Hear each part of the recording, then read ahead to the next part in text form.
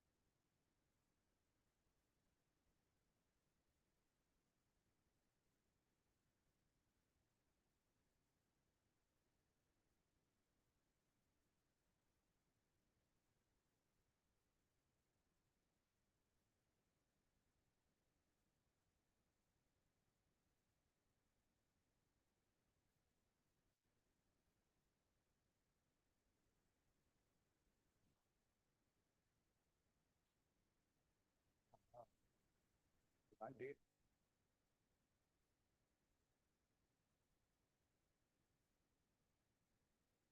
Okay, I call this meeting to order, the Materials Management Planning Committee. Please, when you're speaking, use your mics. We are being recorded, so any additions to the agenda? Seeing none. Approval of minutes. Anybody had a chance to look over the minutes from last meeting? So entertain a motion to accept the minutes as presented. So moved. Second. All in favor, say aye. Aye. Opposed, same. Motion passed. Solid Waste Material Management Finance Report. All right, well, the report packet was a little light this month. I apologize. I don't know if it's summer fever, but not everyone's getting in their data on time to assist. And I've been out of the office at a conference and stuff, so I didn't have the time to follow up. So next month's hauling will be a little more robust. But I did include April's DOS numbers. They are down over last year, but a big reason for that is because we were closed the last several days in April and a couple of other days when it was broken. Now, the last several days in April, it was closed for repairs. So much needed repairs. So we will be seeing higher numbers in May, and also the drop-off sites are doing their jobs, because if you see our DOS numbers are down, but those drop-off sites are still getting filled every month. So a lot of the people that were driving all the way into Adrian are utilizing the recycling places in their communities. So that is those numbers. For the finance report, that is just what we spent of our grant so far.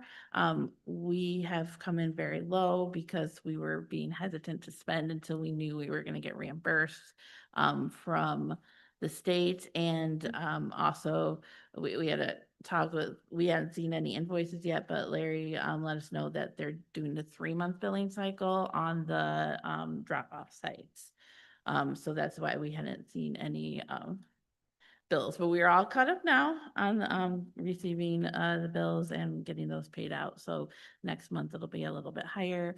And I just sat down with the health officer, Monica, and the finance director in the health department, and Casey yesterday to talk about how much money we still have left to spend this year on the grant. And I got told I got to go shopping for all the things that we requested in the grant. I can spend that money. So you will see those numbers rise over the next couple months. So as we start ordering things that were in our work plan, like some of the educational kits to give out to schools about composting and that sort of thing. And also we will be reevaluating our recycling pilot in the next couple months. So we will probably be adding more sites or change, I don't know if LRS will come in higher on their bids or what will change. So when we made our budget, we came in at the higher level, and since Blissville dropped out, we are under budget on the recycling pilot as well. So we will have more details next month on where we're at. But any questions on the finance piece?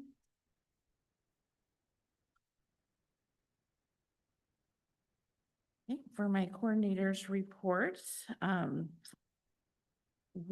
top posts, once again, I did a got junk post on our Facebook and Instagram, and it was #1, continues to get shared. So it's definitely still a need in the county of where to take your bulk items. It's a uh, huge request. And Matt, if that might be something to take back to the city too, because I know you have some dumpsters at the composting site. And a lot of our calls do come from City of Adrian of like, I have a couch, where do I take it? And that sort of thing. So that might be an opportunity at the city level too.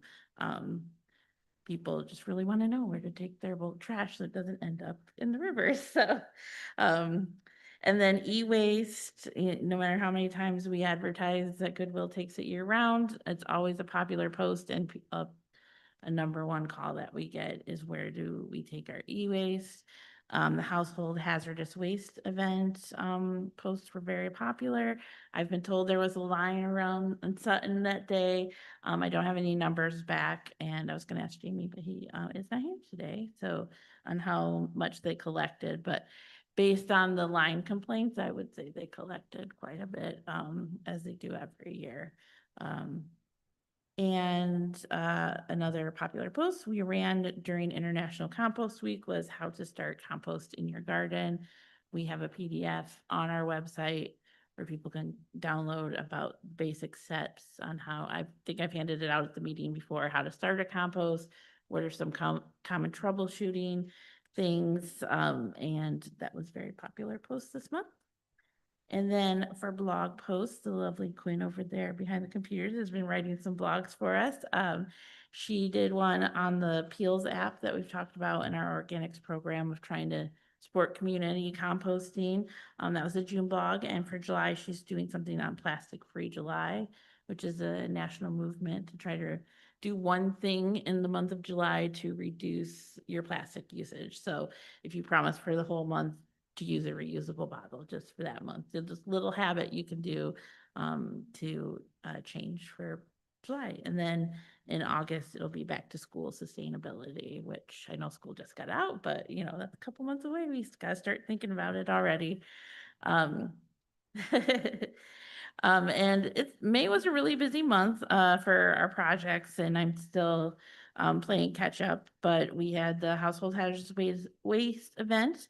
We had the tire event. It was very successful. We filled 2 trailers. I want to say we did more than last year's tire event. Yeah, well, you weren't there last year, but yeah, it was really busy, and we simultaneously during a 4-hour event got rained on and sunburnt during that. Her umbrella broke. I had a supplier with Yeah. extra umbrella, so. And we had the lovely picture of Dave go on the Facebook of him in his full fishing gear when it was raining and collecting money from people. So we always appreciate that he comes out and volunteers. And it did go better this year. I just want to throw in a couple things. Because the boys decided to do it different. Because in the past, we've had so much traffic backup, they just threw all the tires in great big mounds outside the trailer. And then as we had breaks, then they would start loading the trailer. So we were able to get more people through quicker as far as the public. But it did make more work for the boys.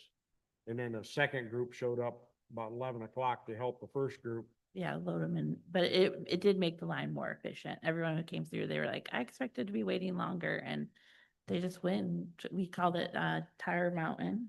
There was a They were huge throwing tire. tires up on top Yeah. of tires, and there were mountains taller than the boys when they got done all the way across the back of both the trailers.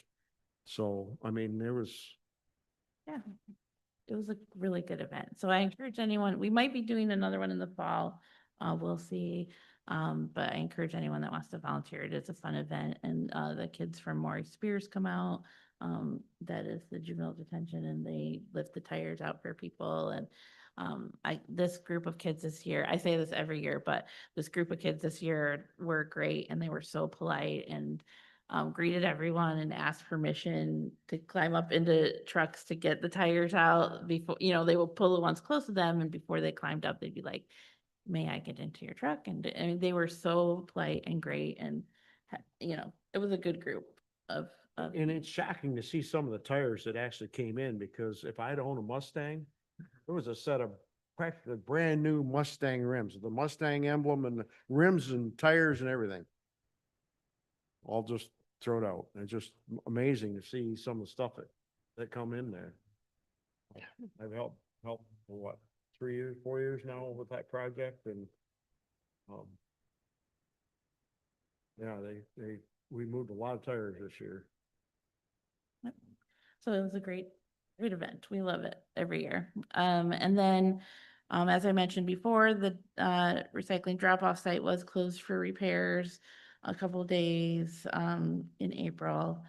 And I'm glad we did it, because the entire month of May, we did not have to close a single day because of machine breaking. So for those who've been following the DOS, it is a very rare thing in the last few months that we've gone so long without having to close.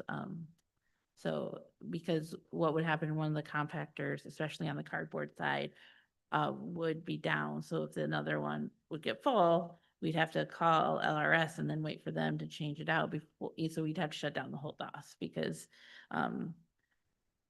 keeping one side open didn't work last time. So yeah, they were expensive repairs. It was about $10,000, and we're pulling from other areas of our budget, but well worth it. And moving forward, we had our budget talks for solid waste for next year. We're working in annual inspection of the DOS from the, manufacturer. So annual maintenance, so that this doesn't continue to happen and we don't get $10,000 bills, it'll be 1,000, they have to come out, so there's a fee, but it'll be a smaller fee every year, and they can do little tweaks and fix it, so we don't have to continually, oh, it's broken again, let's do several $1,000s to fix. So that'll be in our schedule moving forward, so we won't see that as much. So Any questions on the reports? You have one. Did we make our expenses on the tires? yes, I think we made back the cost of the hauling of the tires. And then we make a donation to Maurice Spears for the kids helping, and I buy them snacks. So I think we broke even, or we're a couple $100 in favor the other way. But yes, considering we don't have a grant anymore, I was questioning whether or not it would be feasible, but it was more than feasible. We went up $1 last year, and people just literally have that many tires that they're willing to. And this year, we only had 2 people that I know of that demanded not to pay. One of them had 30 tires, and he said, Yeah. well, if you can't take them, I'm just gonna dump them along the road. So Julie and I whispered over here, we gotta do something.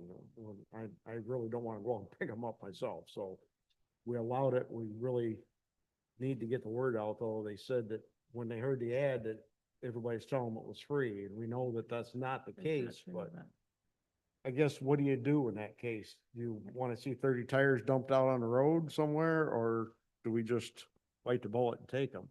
As long as we're making our expenses, and that's why I asked, I think we're okay, but But yeah, we only had one this year, and that's typically we have more than one.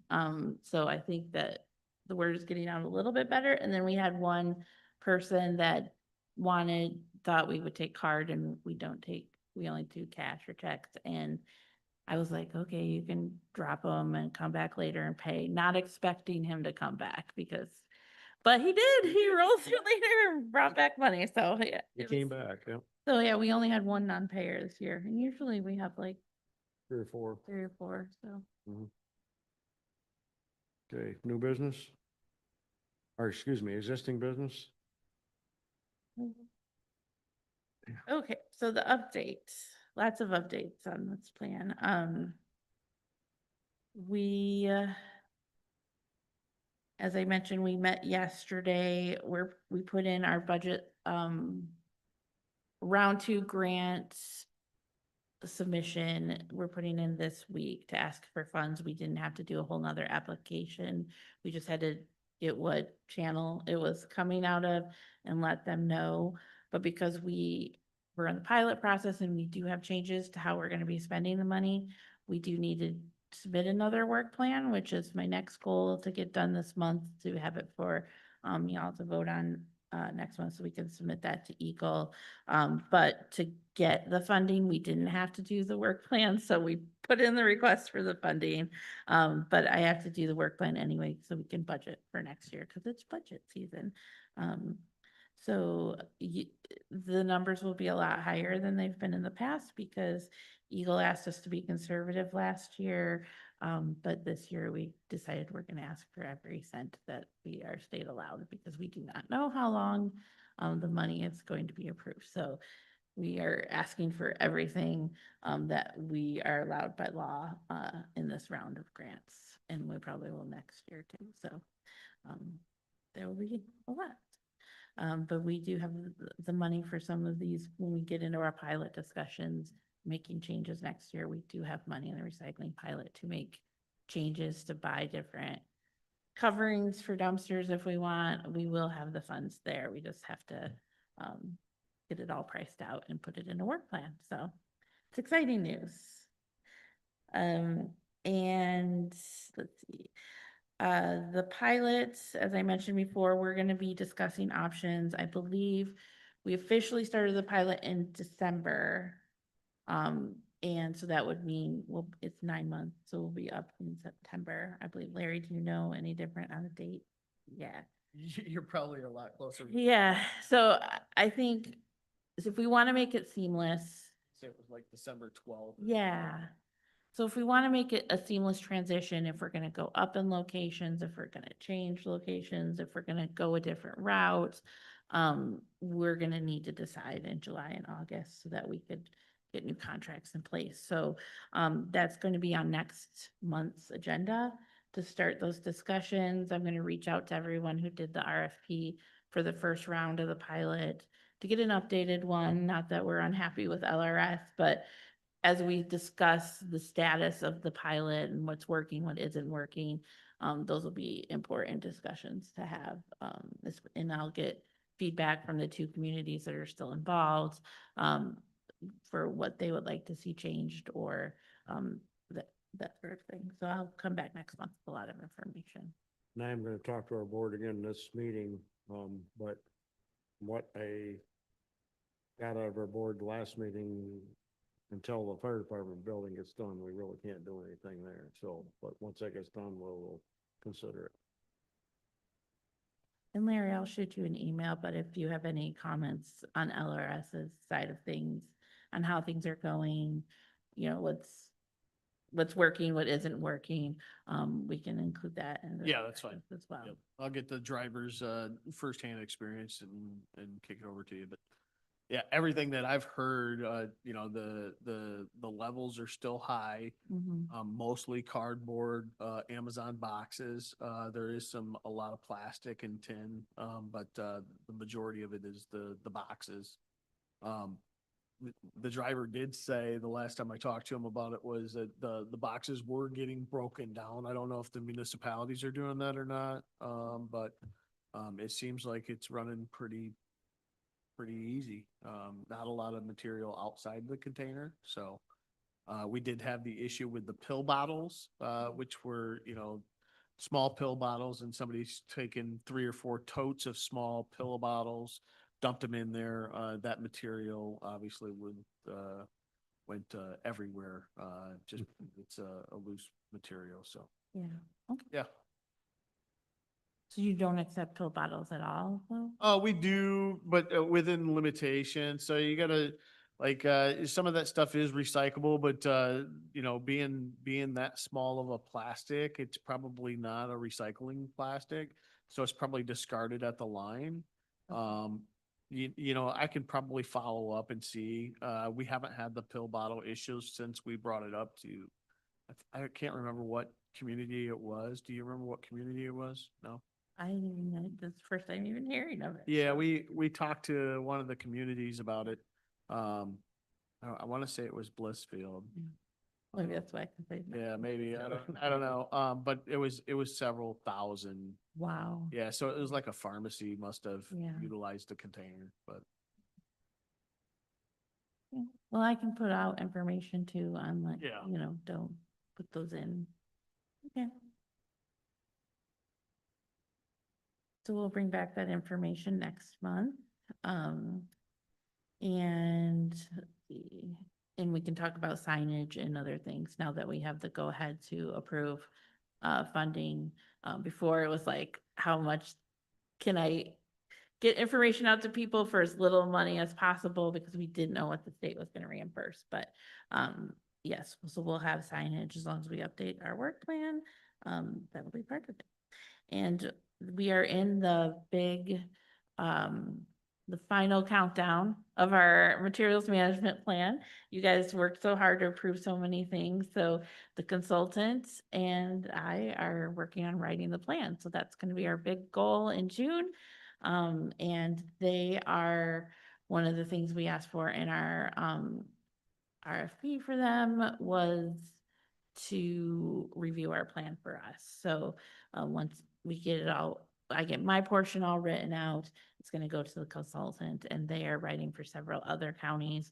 And they have a close relationship with Eagle. They did ask Eagle if they would review it ahead of time for us too, and they said yes. So, we are moving along and, I really do, it's been great working with them. So the consultant you guys chose was an excellent pick because they, we've been meeting every other week and, providing data and able to pass some of those questions that we have had as a committee onto them because they have a relationship with Eagle. So, things like the scrap metal that we've struggled with forever and haven't gotten information from Eagle, they are gonna sit down when they have a list of questions for Eagle. So it's been a good experience working with them. So hopefully in the next month or so, definitely by August, I think it's on our work plan that we will be reviewing the first draft of the plan for you guys to give me notes to go back and rewrite. The ultimate goal is to have it passed by this committee and the Board of Commissioners by the end of the year so that we can start doing our municipal approval in January. So that is where we're at in the writing process. It's been a 3-year process and we're in the final countdown.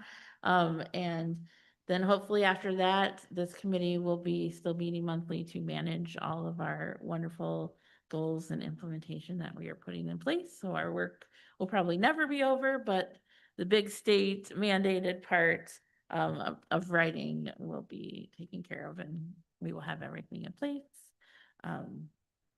So those are the updates on existing business. If anyone has any comments or questions, happy to answer. No question?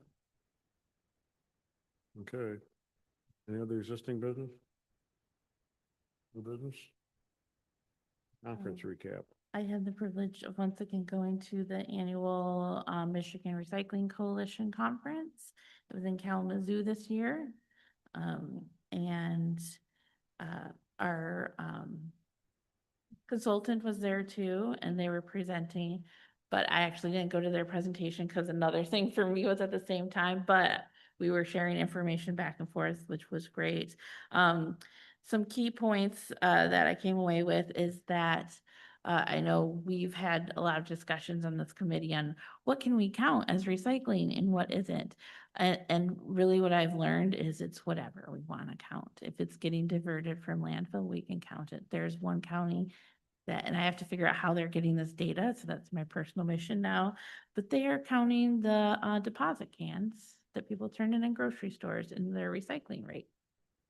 Which makes sense because it is getting diverted from landfill, so it should contribute to our county's recycling rate, especially when you consider less people now are taking their cans back. It's statistically, more people are just throwing, I think it's down to only like 60% now, people that return cans. So if that's a number we can track, because people are just throwing that money away too. So that might be an area that we can encourage people to take back their bottles and bring that number up if it's contributing to our county's recycling numbers. And so scrap metal, it seems like our consultant is going to talk to Eagle about the laws and look into the laws, but scrap metal, it looks like we might be able to include, require that information from our collectors every month. So that was a good piece of information. I went to a session with DPAs, which is the me of all the other counties. And they have created a really cool master document. It's up in Google Docs. Of every point of the plan and different things that everyone can go in and chime in their comments and notes, because as I've shared in the past, we're all getting different information from Eagle, or we've all worked on different parts and done research on different parts. So it's a giant master doc for all the DPAs. It's going to be really helpful. And then someone suggested the meeting also including the state law portions that you can quote, because if you look at most plans and ordinances, they quote the state law in the particular part. So we don't all, 50 of us have to keep going and researching that. It's going to be in one master plan for all of us. So that's going to be really helpful. And then finally, the keynote speaker on day one was from the executive team of Meyer, talking about their sustainability program, which I don't know if you're familiar, but Meyer does a lot, including food waste diversion. They collect the plastic bags, but our consultant specifically went out to him and got his information and has been working, because one of the things we've tasked them with is how can we get a hold of some of those other corporations that are collecting recyclables. We want those numbers. So we want to know how many plastic bags Meyer's collecting in Lenawee County so we can contribute it to our recycling rate. How much food are they diverting? And that Walmart probably does the same. So he was able to make a great connection with a sustainability person and say, hey, I know this all goes to a central place in Coldwater before you send it off to get sorted or whatever. How can we measure, like, how many trucks come out of Lenawee County of plastic bags, and how can we put a number on that so we can track it? Because it's not just going to be from us, it's going to be all the counties want that data. So he's been able to have some good conversations with them about that. So hopefully, and I asked if he could try to get someone at Staples too, because Staples collects electronics and school supplies. Even their list on their website is amazing of all the things they collect. So how can we get that data of what they are collecting? So that those were the big things that came out of the conference. And I believe next year, don't quote me on this, but I believe they mentioned it's going to be in Ann Arbor next year. So that'll be something that if it is, you might want to attend, because it's a really good conference. There's a lot of haulers and composters and unique opportunities, and they'll probably do a tour of Recycling Ann Arbor. Usually they do tours in whatever city they're in. And Recycling Ann Arbor is a really cool program. They actually won an award this year for their recycling program. So yeah, it was a really fun trip. And then the other new business is next month. I was going to suggest to cancel it because July, a lot of people are out. However, we do have work to do on our recycling pilot update. So I wanted to ask, I reached out to admin today, and the meeting would be on July 1st, which is right around the holiday. But the room is open for Wednesday at 10 a.m. on the 8th and the 15th. If you all would like to meet a different week in July. I know a lot of people take off around the holiday, so. Yeah, I will be off, so I'd be open to a different week. I'm available. What was that? I'm available in any week. I'm okay. It moves. I'm okay on the 1st, but I have a different engagement on the 8th. What about the 15th? 15th is open. What dates you thinking? The 8th or the 15th of July. I'm not available either one of those days. Are you available the 1st? My wife has left eye cataract surgery on the 8th and the right eye on the 15th. I'm good at any of those days. So it sounds like Larry can't come on the 1st, but everyone else can come on the 1st. So, I can make the 1st. so do you, Yeah, I'm good. Yeah. if we're just gonna stay, I don't know if we need a vote. Not, no, so, okay. That's all I needed. So we'll be here on the 1st. Can't make the August meeting. So we'll put all the important stuff in August.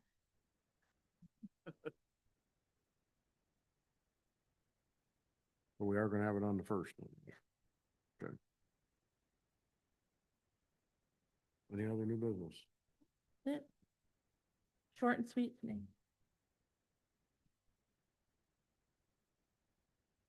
Okay. I forwarded you a message from John. Okay. Any other new business? Public comment? Any public comment? I have a couple things. I had some complaints a month ago, and Julie and I talked a couple weeks ago on Adrian landfill, where there'd been lots of truckloads of material coming in and empty dumpsters leaving, and somebody living in a camper back there again. Well, Julie contacted Republic, and we got a response back, and then I got another complaint yesterday that that camper's been there all weekend, the last 2 weekends also, and the gates have been open. I believe he's just storing the camper there. He put in his email back to us that he's going camping somewhere else on the weekends, but that's not been the Yeah. case, and I looked and it's still there, so. Yeah. But they do have somebody posted at the gate checking trucks in and out too, so I'm not sure exactly what is going on back there, but I think they really may go back there and ask some questions to see. Well, the information that John gave me is that yes, there are trucks going in there, but it is,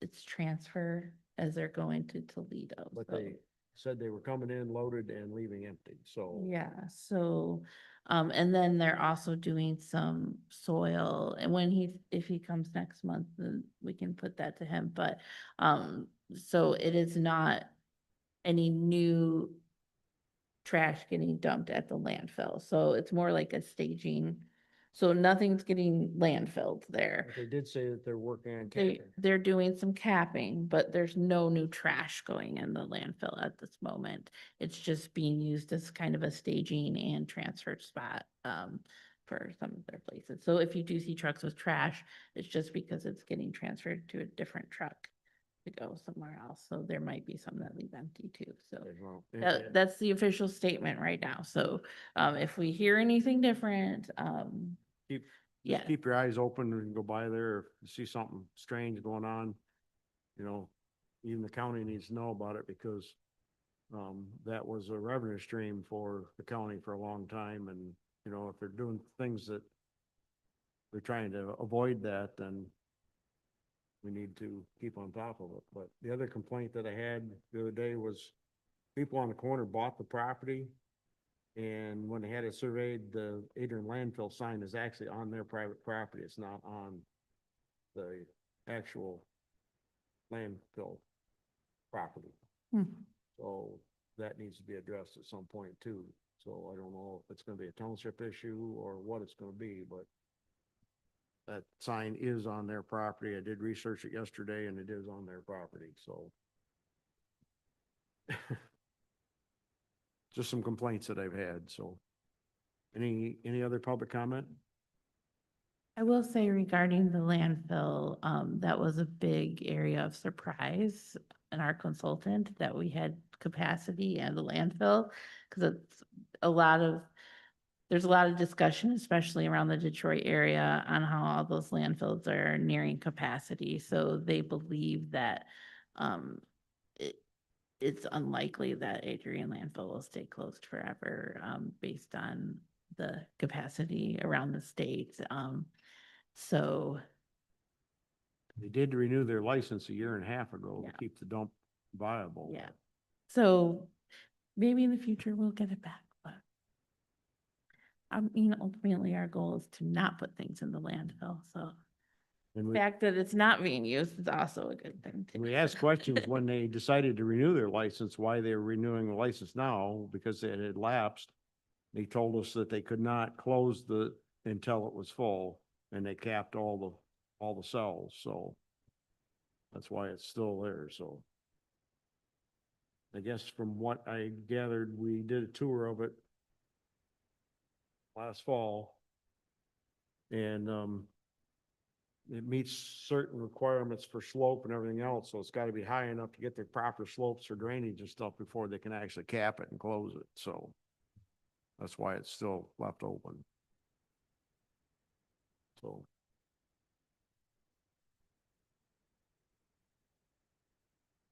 Any other business?